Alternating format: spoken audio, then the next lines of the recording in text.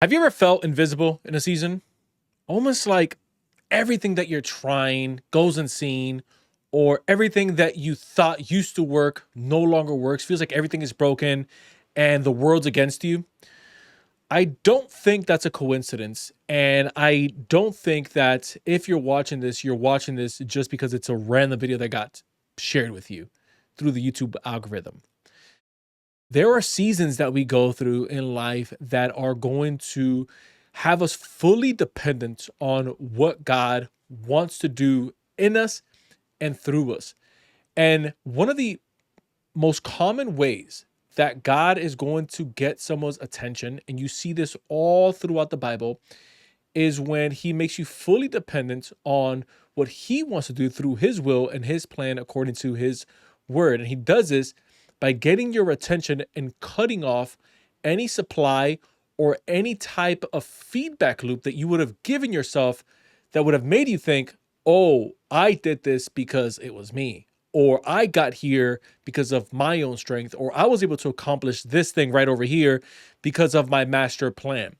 And I'm taken to a specific place in the Bible where God has the attention of Elijah. And Elijah is one of the major prophets in the Bible, and he is essentially hiding. And there's a drought that's come upon the land, and he's hiding inside of what many would consider a um a quiet place or an ostracized place. He was in a cave, for crying out loud. And he was scared.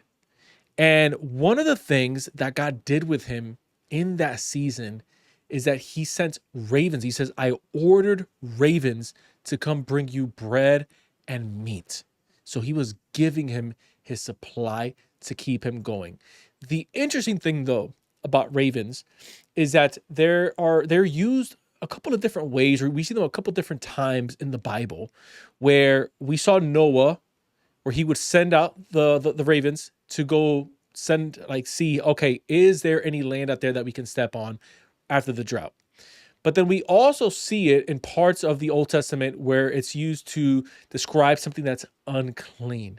And so I find it interesting, and almost like a paradox, that God would use something that's typically seen as unclean, unworthy, unmerited, to be the supply or the supplier in that instance, in the resource, after having everything cut off. And so what does that do for us? Irv, like, what does the raven have to do with me? Like, I need something here. I'm going through a tough time.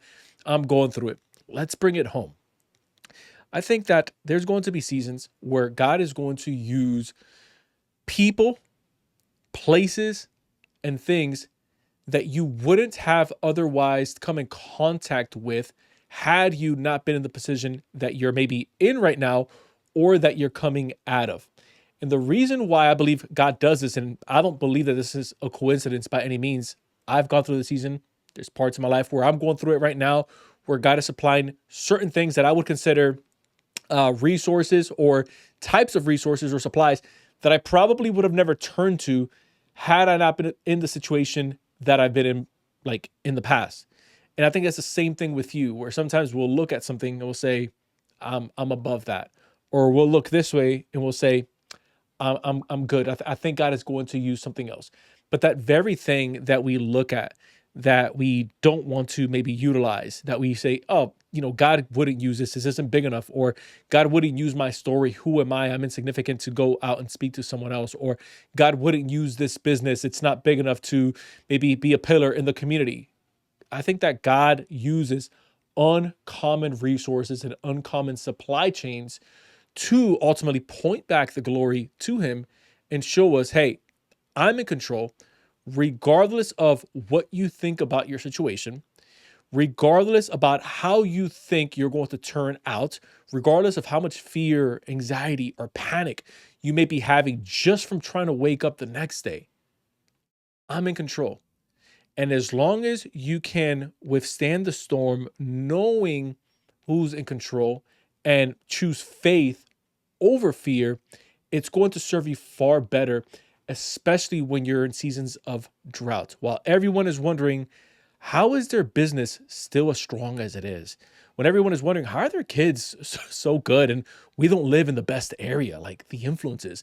When everyone is wondering how have you managed to pay your bills? How have you managed to keep a healthy relationship? Well, I've been fed by ravens, and it came all through the provision of God, of how he poured into me in seasons where I felt like I was invisible, and in seasons where I felt like everything that I did wasn't working and was going to break down. I believe that it is when we are at our worst that God is at his best.